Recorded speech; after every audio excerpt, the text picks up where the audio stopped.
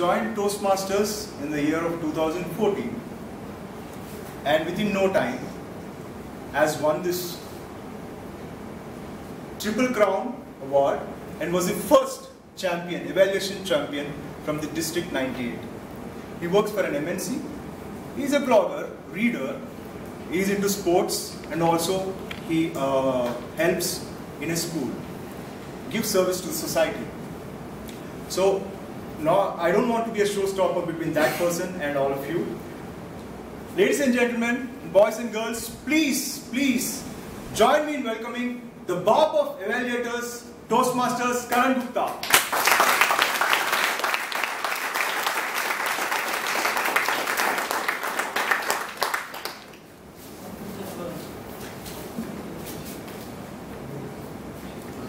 While you're getting that up, I have a couple of questions for the audience.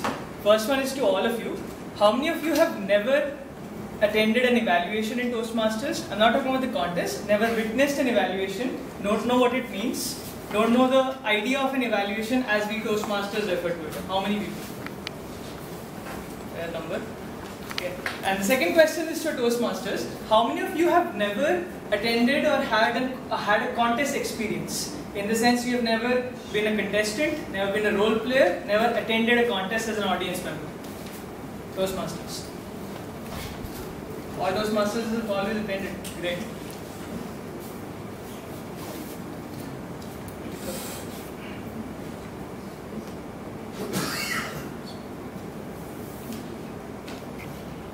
Evaluation in Toastmasters is, we believe in the value of feedback. In every meeting that you might have attended as a guest before, or if you're attending for the first time, you will see that feedback is an essential part of the Toastmasters process. It's immediate, it's given to the speaker a few minutes after his or her presentation, and it's determined to be positive, specific, helpful to the speaker. You heard the Toastmasters oath before. Will you help the members by giving constructive feedback? Will you create a positive and friendly environment for the members to succeed? And evaluations in Toastmasters is a very big part of that experience. Our meetings are always divided into 3 parts, and the third and biggest part of our meeting centers on evaluation. We evaluate the speakers on their objectives, we evaluate the meeting as a whole, we evaluate every person who comes on the stage and performs a role. The objective to do this is not to point out flaws, but to point out things that people are doing well, which they should continue doing, and things that people could improve on. And that's how we grow and learn as public speakers, as people who use the stage and like the stage. So that's the context of what an evaluation is. And let me tell you a little bit about the contest experience, as many of you have never witnessed the evaluation. The evaluation contest is one of 4 Toastmasters contests, and it's a celebration of the importance that we give to evaluations. That is why we have a contest.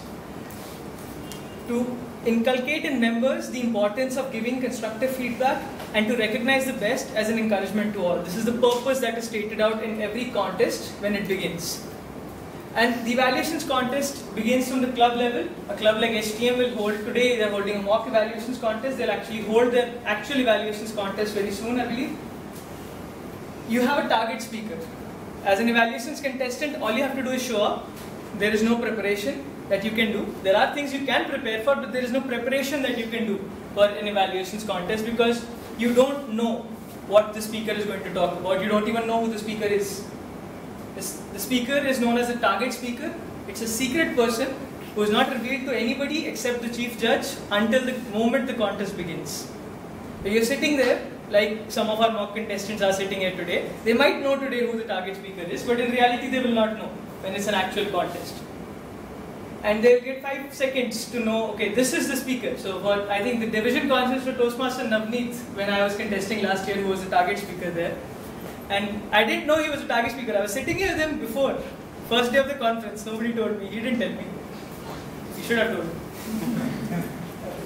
So that's how it begins. You have a target speaker. He gives a 5 to 7 minute presentation. And then you don't have preset objectives. Now this is where it becomes a little tricky. In a Toastmasters meeting, you always have a manual with you. You always know what the speaker is going to talk about, what his or her objectives are, and you can always evaluate the speaker based on those objectives. In a contest, you do not have this kind of luxury. The speaker can speak on anything, the topic can be anything, the presentation could be about anything. And you have to be prepared for every eventuality. This is how you can grow as a feedback provider. To give motivational feedback is one of the most essential skills that you can learn. This is true not only in Toastmasters, it's true in our life. I work in an IT company. Many of us here might do so. Feedback is an important part of our growth process in our companies, isn't it? You go to your managers, you go to your leads, they come back to you. Everybody gives feedback to each other. And Toastmasters is a platform where you can really learn the skill and the art that it is to give motivational feedback. Give feedback so that people will come back to you to hear your opinion. Give feedback so that people are helped by the feedback that you provide them. And always remember, give feedback only to help the person. You can be critical, but do not criticize. So with that, thank you for that prompt response. We'll start with the session. Part 1. How do you evaluate better? Now this is the nuts and bolts of the entire operation. How do you really go into the evaluation process? What things can you improve? What can you do for yourself to evaluate better? Analytical quality should be clear and focused. Imagine you're going into a feedback session. Forget about the contest. Imagine you're just going to get feedback. What will happen if the person sitting there doesn't know what he or she is talking about? What if they don't know what the context of the situation is that you guys are discussing? What if they don't understand anything that you have said to them in the past? The same thing happens when an evaluator on stage comes and starts talking about platitudes and generalizes without actually talking about the content of what the speaker has said. Always analyze the speech. Think about what the speaker's specific purpose is. Why is the speaker here? I am here today to present a session. Someone here today will be the target speaker. What is that person's objective? What is his motto? Why is he coming here to talk to us? And then evaluate how well his presentation evolved to support that message. How well you received that message through everything the speaker did on stage. His movement, his actions, his words, his speech. Be clear when you're delivering his evaluation. Be focused. Point out specific things. Do not generalize. Recommendations. Now this is one of the key aspects of the evaluation. This is where we focus on things that the speaker could improve. Now I'll focus on the middle word first. This should be specific. Like I said before, do not generalize. It doesn't help. Don't come on stage and say, you should have had better body language. That doesn't mean anything. I could have had any body language. I could be dancing around on the stage. What does that mean? What you could say instead, a specific example would be, when you were narrating that story about that incident you had with your friends, there was a lot of drama, there was a lot of excitement. You could have had more expressive emotions. You could have used your stage well. You could have had this much body language instead of being confined to this much. The audience would have related better. That is a specific way to give feedback. Be very specific. When someone, this is a very common feedback that we give to people, vocal variety. You should have more vocal variety in your presentation. But simply saying that doesn't mean anything. For instance, if a speaker is talking about her mother, there was one instance I had where a speaker was talking about her mother. It was a very emotional story. But the vocal variety was very flat. It was in a very toneless voice. So I would tell her that pause, reduce the pitch of your speech, make it more intimate. Draw the audience in to your message, and that is how you can improve. And when you're transitioning to a more exciting story, pick up your pace, talk fast, make it exciting, make it dramatic, have flair. So that's the kind of specific instruction that you could give to a speaker which could really help them. Now the other two words are often and very commonly misunderstood. Positive and helpful. What I mean by misunderstood is, people misinterpret this to mean that we always have to praise the speaker. My evaluation has to be positive and I cannot be critical. That is not true. You should always give feedback. Be critical about the things the speaker has done wrong. If a speaker has not achieved a specific purpose within 4 to 5 minutes of coming on stage, that's an obvious flaw in the presentation. The key difference to remember here is, Be critical, do not criticize. And a mental change that you can make to help yourself achieve that is to stop thinking of these things as criticisms or things that are wrong with the speech and start thinking of them as areas of improvement. When you really make that mental switch, when you start making that mental switch to speakers' strengths, and don't call them speakers' weaknesses, call them speakers' areas of improvement. Mentally call them areas of improvement, it will come across. When you're talking to the speaker, it will come across in the way you write your evaluation, it will come across in the way you say things. Because then you will be genuinely trying to help the person by pointing out things that they could improve and not things that are wrong. Which is why you should be positive and helpful, and which comes back to that whole oath that we saw earlier. We should always create a positive environment in Toastmasters for learning. Your technique should be sympathetic, sensitive, motivational. Again, do not misunderstand. Do not use superlatives where they are not necessary. Do not say everything is amazing, everything is awesome, everything is mind-blowing. Everything cannot be by virtue of the word.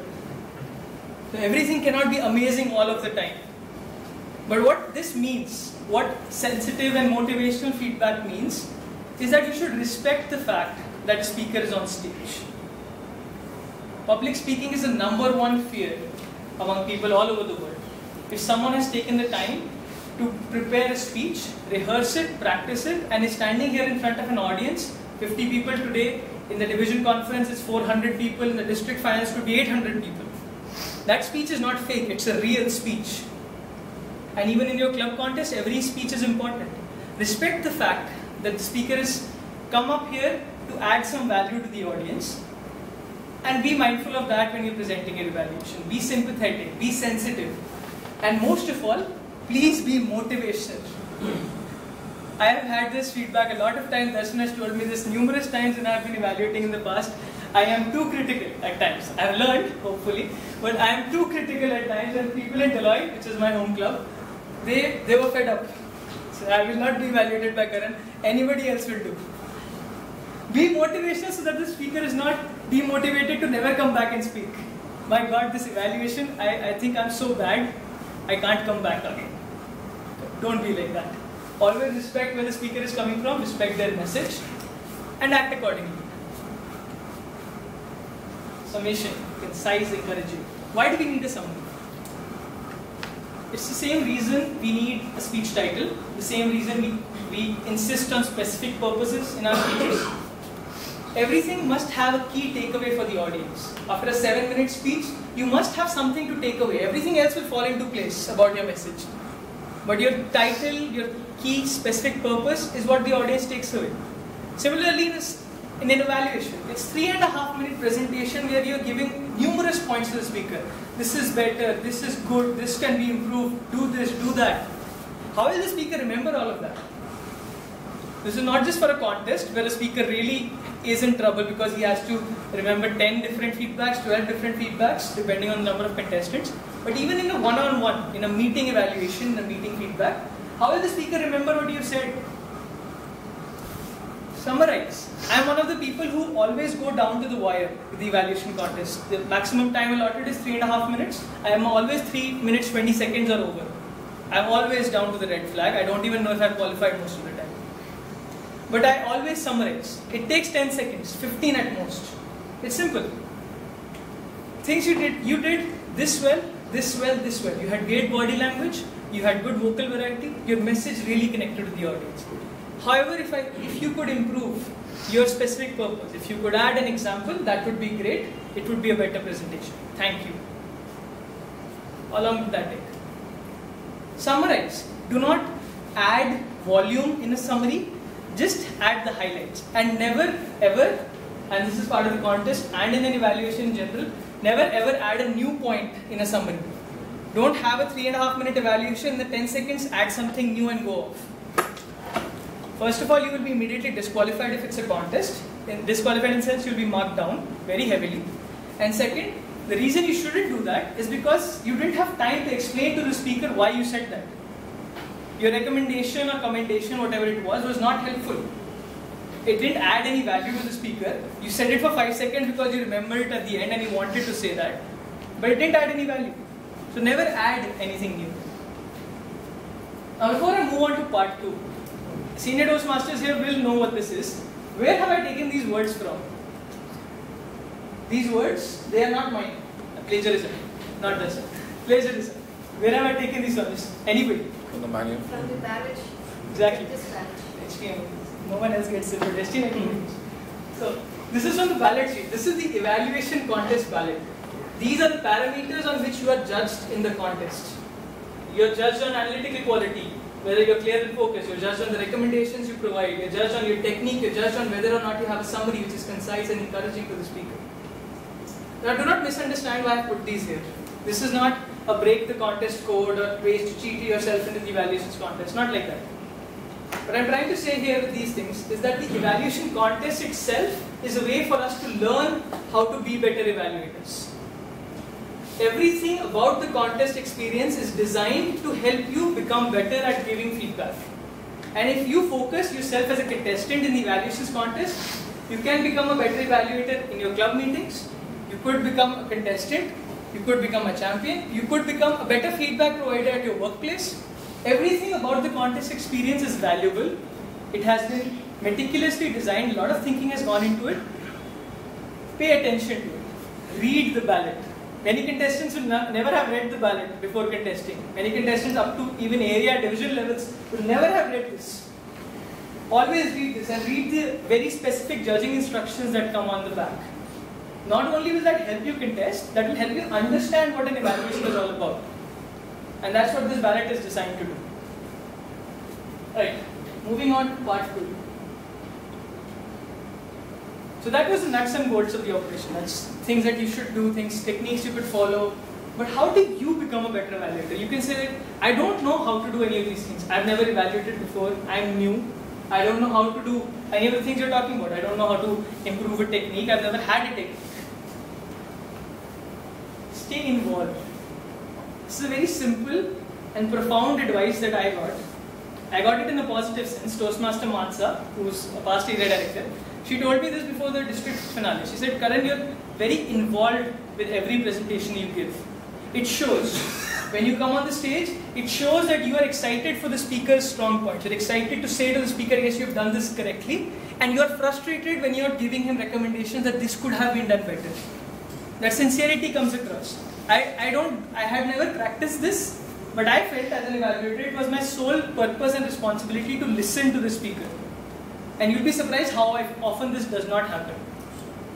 In meetings, in contests even, contestants will not be listening to the target speaker. That is their entire purpose of being a contestant, to listen to the target speech. People don't do that. You should. Why not? Stay involved with the contest speech. Stay involved with any speech. Always be on the lookout for things the speaker is doing well. You could learn. I learned a lot from target speeches. This one again. Make sure you do it for the speaker and not for the audience or yourself. I don't know if Navneet remembers this, but before the results were announced in division, we met in the hallway. Yeah. So he came to me and told, did you like my evaluation? Do you think my points that I gave were right according to you?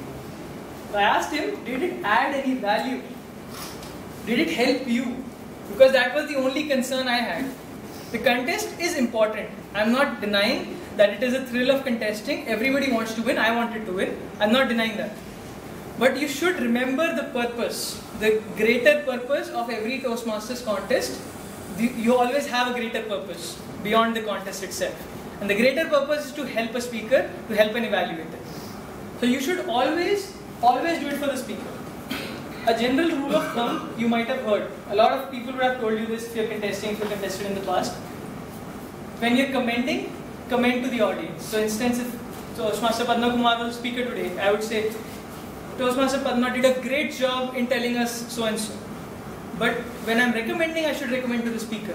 So but what you could have done to improve your presentation, this is a general rule of thumb that lots of people say that you should do. I ignore it most of the time. In the beginning I forgot about it, and later I started to consciously ignore it. Because I was not interested. I was not interested in pandering to the audience, I was not interested in pandering to myself. I was only interested in helping the speaker. And you should be too. Yes, it is a stage. Yes, it is a contest. Yes, you are alone on the stage and 800 people are looking at you. But remember the purpose. Always remember what you are here to do and do not pander to audiences. 99% perspiration. Always. I came to STM when I was preparing. Some of you were there that day. I came to Elan multiple times. I've gone, Padma sir helped me a lot during the contest season. I went to Vision, I went to Xilinx. Deloitte was, like I said, already bored of me, not giving me slots anymore. I went to every club that I could possibly find the time outside of my work to go to when I was preparing. Always practice. You will see the incremental improvement. I saw it in myself. When I contested in my club level, there are lots of things which are wrong about my presentation, lots of things which I could have done better. When I went to area, met more things that I found that I could improve. After the area contest, when the division conference is going to happen, that's when things start to get really serious. Because you're going to it's going to be an auditorium. It's going to be a real contest. And that's where people call it a real contest. And that is where your practice will set you apart. You will become comfortable with the idea of evaluating on stage, and you will learn things that you would never have thought you could learn otherwise if you had not practiced. People say that you cannot practice, you cannot prepare for an evaluation contest. How can I prepare? I don't even know what the speech is about. That's the preparation. When I came to HTM, I forgot the name of the speaker, but he was giving an advanced communication speech. His speech was a toast, and the toast was 2.5 minutes long. My evaluation was 3.5 minutes long. When you get the diversity of speakers, and when you start acclimatizing yourself to that environment of not knowing, then you're prepared. You're preparing yourself by not knowing. There are different styles. Lots of people ask me this, what are the styles that we have for evaluation? One of the very common techniques that all of us use, I use it, a variation of it, is the sandwich method. Commend, you recommend, then you commend again. You begin with a positive note, end with a positive note, give the speaker some recommendation in the middle. I do the same thing. There are other styles that you could try out. Lots of people have been experimenting. It's really interesting to see these things. Two that I remember off my head. One is Toastmaster Pratima once took an evaluation in Deloitte for one of our speakers, and the speaker's presentation was about her mother. She was talking about her mother and the influence she had on her life. And Toastmaster Pratima, she made an acronym out of the specific purpose. She said, I'll evaluate on the acronym MOM, M-O-M. And with M she had some points, with O she had some points, and again M she had another points. So this is how you could do it. You could use the speaker's specific purpose, make it into an acronym which is relatable to the speech, and then use it for an evaluation. This requires a next level of thinking. I'm not that smart, so I don't do that. You have to be very smart to do this because you have very little time to prepare your evaluation notes. You get 7 minutes while the speaker is speaking, 5 minutes in the room with your notes, and that's it. So be careful with this technique, but it is a very important thing to cultivate. Another style that people have used is metaphors. People will pick a metaphor that they like and then relate everything about the speech to this. At the area contest, at one of the area contests, there was a contestant who said, I'm going to evaluate the speakers today on, his speech was like dal tadka. That he said that's my favorite dish, dal tadka. And his speech was like a finely prepared dal tadka, and I will evaluate his ingredients that made the speech like that. That could work. It captures the attention of the audience. It's interesting, but you have to make it work. Don't get carried away with the metaphor. Stick to the points of the evaluation. Because he was talking a lot about dal tadka, and I started feeling hungry and listening to his evaluation. Finally, learn to manage time. I'm sorry, but learn to manage time. When you are evaluating, you have 3.5 minutes, and you have no idea how fast they go by. You see the green flag, you think you have a lot of time. That's because we are all speakers. We think we have 1 minute between the green flag and the red flag. We have 2 minutes between the red flag. We don't. We have very little time in an evaluations contest, and one way to prepare yourself mentally is to have this in your head. I did this before the division, it worked for me. I would say to myself, whatever happens within the first 90 seconds, 1.5 minutes, I must be finished with all of my commendations to the speaker. I must be finished with all the positives of the speaker. I must move on to the next thing. With the next minute or so, I must say to the speaker, these are the areas you can improve on. The next 30 seconds, I again should point out a thing that the speaker really did well. And finally, in the last 30 or 20 seconds, I will use to conclude. You will have some slip on this. You will slip by 5 to 10 seconds, but if you have that rough image, mental image, and make the timer your friend. Talk to him afterwards before taking off for coffee. But make the timer your friend. Be very cognizant of the time, because that's a very common way to get disqualified in a contest. I almost got disqualified in the district finale on one of the previous contestants, while back, Toastmaster Khalid. He was a very senior Toastmaster. He once got disqualified from the contest because of time. Part 3. Why should you contest? We've talked a lot about what evaluations are about, what you can do. But all that, why should you contest? It seems intimidating, it seems difficult. It is. But why should you contest? I talked about this in the beginning. This is an essential skill. And Toastmasters is a learning platform like no other to develop this skill. When you're at your job, at your workplace, you don't have time to develop this skill. You either do it well or you don't do it well. And you either give or receive bad feedback. But if you work on giving motivational feedback here, in your club, in the contest, you will develop this technique. People will come to you anywhere and ask you for how they're doing. Can you tell me what I'm doing better? Can you tell me what I can improve on? Can you tell me what I'm doing good? Giving motivational feedback. If you come across as that person, that's a great thing to have in personally, professionally, and this is one way to learn the contest. This kind of goes without saying. The experience of contesting is phenomenal. There is nothing like it. It's sheer thrill, sheer excitement. People here, sitting here, have contested in different contests, but that thrill of owning a stage, of being alone there, and having every person in the room is listening only to you. That is an amazing feeling. In a club level, there are 30, 40, 50 people attending a contest. The area level, probably 100 maybe. In the division level, when I contested, there were 400 people. Could be more now. We have more clubs, more people. In the district confluence last year, 700 people on stage. That was an item I didn't even have on my bucket list. Crossed it out after I did it. I added it, then I crossed it out. Contested in front of 700 people. That is an amazing experience. You will never have this experience that easily outside of Toastmasters. You'll never get this kind of opportunity again. You could, as long as you're a Toastmaster, you can contest every year. But this experience is phenomenal, it teaches a lot. People you meet are amazing. I met and I still meet so many people because of the fact that I was a contestant. While I was contesting, I met so many people. I came to STM, I met a lot of you for the first time then. I went to Elan, I met lots of people for the first time. Toastmaster Padma Kumar I met for the first time in Elan because I was going there to practice. I met Toastmasters in different clubs who come from different backgrounds, who have different perspectives and everything. And isn't that what we always want to do? That's the kind of mental image of our success in our minds that we want to be about. We want to be around diverse, interesting people, learn from their experiences. This is that kind of standard statement of purpose you have in your head of your success. So this is one of the ways to achieve it. Toastmasters offers that platform. Utilize it. When you contest, you will meet, by virtue of the contest, that the nature of the whole setup, you will meet people. You will meet people who are different from you. In the finals, one of the contestants, when we had that contestant interview happens in the finals. So in the finals, one of the contestants said she was an RJ before, and she did like a bit on the stage about being an RJ.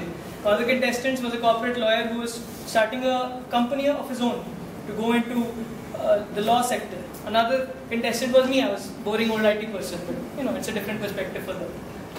So everybody brings something to the table, and you will not meet those people if you stay where you are in your well. Jump out. You will find more people. The learning is immense. I have seen myself grow tremendously throughout the contest experience. I thought of Toastmasters in one way before I started contesting. I was in leadership roles even before I contested, but that experience of it broadens your horizons, a contest. You see yourself progressing, you see yourself as a contestant in your club level, you think this is the best I'll ever be. You're wrong. You see yourself as a contestant in the area, you say this is the best I'll ever be. You're wrong. See yourself at division, see yourself at district, see yourself afterwards.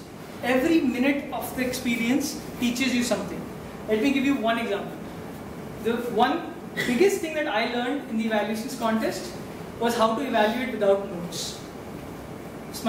This is the most common thing that we do. You're not marked up or down for not using notes on stage.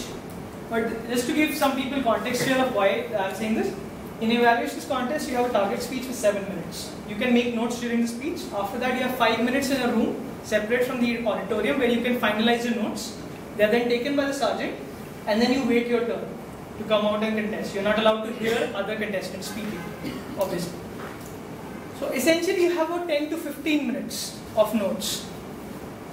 But when I was contesting before the division conference, before Fun and Furor last year, I was looking at YouTube videos of champions from other districts. Some of them are up there and anyone can watch them.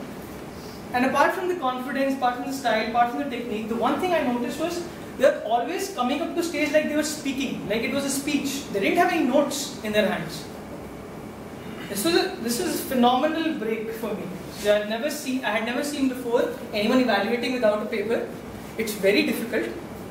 But for me, it resonated because I'm a speaker first. I've been a speaker long before Toastmasters, and I've only learned evaluation in Toastmasters. I'm a speaker first, and it feels restrictive to me to have a piece of paper here to speak. I feel constrained. I feel like I cannot express myself well. So I felt this could be something I could try.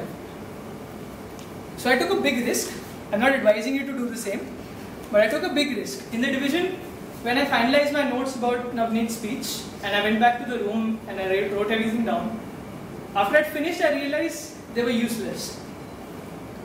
Not only would I lose the contest, that's one part of it, they were absolutely worthless as feedback to the speaker. Somehow it didn't come out. Whatever I wanted to say to him, what I wrote on paper, something else came out. I didn't write it well, whatever happened. The notes I had, if I had read from those notes, they would be utterly useless to the contest, utterly useless to the speaker. They would not add any value. So I got lucky that day because I was the 8th contestant out of 10. So I had a lot of time in the room. I was pacing up and down, up and down, up and down, up and down. People thought I was crazy. But I was pacing and I was rehearsing a mental evaluation verbally. How will I do this? If I don't have my notes, how can I do this? How will I say this point? How will I say that point? How will I transition? How will I move to the area of improvement? How will I do all those things? I was rehearsing. When I came out, they were attaching the microphone to my collar, and it was Toastmaster Rahul who was a sergeant that day. And he handed me my notes. I took them for the first because I wanted to see what I had written down, force of habit. But I immediately gave it back to him. Then they announced, contestant number 8, Karan Gupta. It's time for me to walk out. Rahul says, are you sure you don't want your notes? Yes, I'm sure. Are you sure? Because I can't hand it over to you again. Are you sure? Yes. Contestant number 8, Toastmaster Karan Gupta. And I walk out on stage. I don't have notes in my hand. First time I'm doing this. First time ever I'm doing this. On stage in a contest. And that was the best evaluation I've ever delivered. Even the district evaluation that I consider is not the best evaluation I've ever given. It's the first time I took a risk, but after all of that, after taking that risk, I had to do all of these things. I had to practice to become comfortable with the idea of not having notes. Because that time you have adrenaline to help you. The rest of the time you need your brain. So you need to train yourself to get to that stage. But now I do it all the time. So you learn a lot in a contest. And we're done. We're open to questions. That's too good.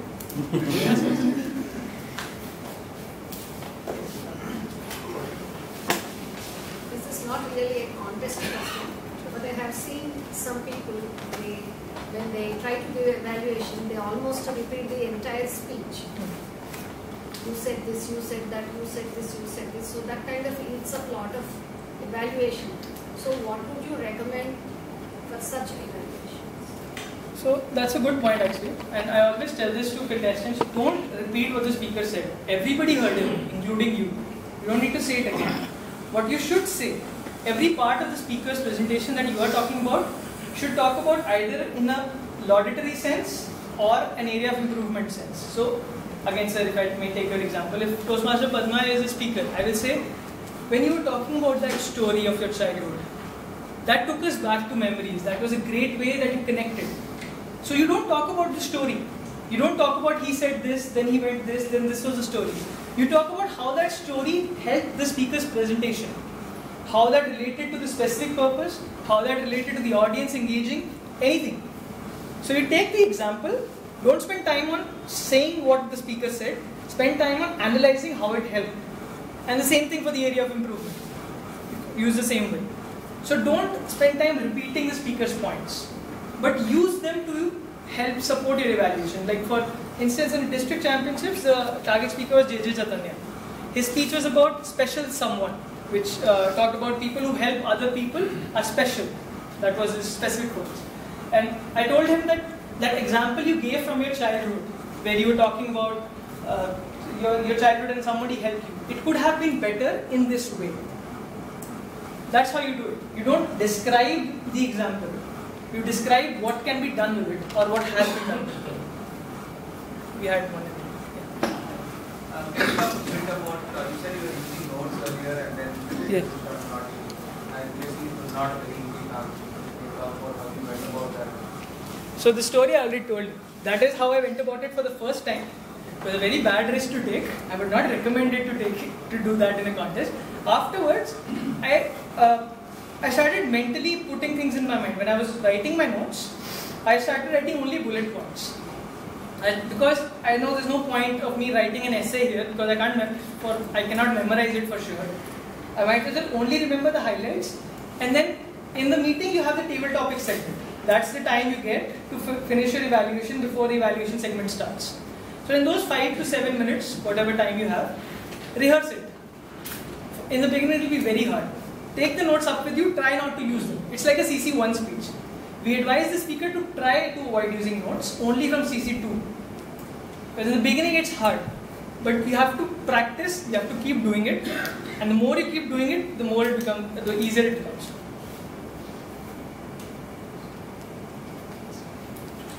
See, I'm in the beginning here, so just wanted to know, can a person become an evaluated first and a speaker later? That's interesting. So, it was not recommended. It would not be something that... Can you repeat the question? Sorry, the question was, she said she's new here. Can a person become an evaluator first and a speaker next, second? Can you start evaluating before you start speaking? It depends on your ability, honestly, because people come with varying levels of ability to Toastmasters. You might be a great speaker already. You might not want that from your educational experience. You might only want to learn something particular. But in the general sense, I was a speaker before Toastmasters, but I realized that things that you learn in Toastmasters are different. So I would recommend that you give a few speeches at least. Most clubs have this bar for mentoring. They say CC6 only and then you can be a mentor. A similar kind of concept could be applied to an evaluation. Because by that time, you have understood what the Toastmasters educational goals are, what a Toastmasters speeches are all about, and that's where you can really add value in that context. Having said that, you can always start giving feedback from day one. It depends on your club's VP education, what your context is. I would recommend you talk to your club and then figure it out. Can I add a small comment? Yes. One situation like if the speaker's level is very high from yes. the evaluator, like I am the evaluator, I am not up to that level. So I don't have any recommendation to him. I could not figure out. So at that time it becomes I become underconfident to evaluate that because his speech was so awesome that what to tell. This situation can happen. And I had the same question because before district, because the district championship is a big deal. There's no easy things, there's no easy way out there. And like I said, the speaker, you might not know him, is J.J. Chaitanya. He's a great speaker. He knows everything about a confident approach. He is great. He has great delivery on stage. So I had the same question. I asked this to Toastmaster Mansa, in fact, and she told me that's where you go deep. That's where you do that analytical thinking, because every speech has something that can be improved. The World Championship speech has things that can be improved, which have been pointed out. So mere mortals like us, we definitely have things that can be pointed out. So you have to be analytical from the very beginning. You always have to think about the specific purpose. That's the biggest thing, always. There are always something wrong with the speaker's approach to the specific purpose. You can always say, do this better, do that better. The analytical quality is where it differentiates. Why people say, people get into that thinking of, I cannot evaluate this speaker, he's so much better than I am, is because they're only looking at the delivery. That really puts a lot of people off, because it goes beyond that. We are so accustomed to just talking about body language, vocal variety, stage use, audience connect, that there is more in a speech, and that's what you can use. And sir, you had something to add. Yeah, I think you covered it in this particular answer. It's just that one point that the question was very relevant. Can you start evaluating before you start speaking? The answer that he provided was for somebody who is more, comfortable doing reviews than giving us precisely. So I would adapt that question slightly differently. I would say, is it necessary to be a great speaker to become a great evaluator? The answer is no. You can be a great evaluator if you have great analytical capability, though your speaking skills may just be evolving. It's easier to become a great evaluator if you have great analytical skills. That doesn't necessarily have to translate in being a great speaker as well. So that's the context. Thank you. We are out of time. Thank you so much for having me.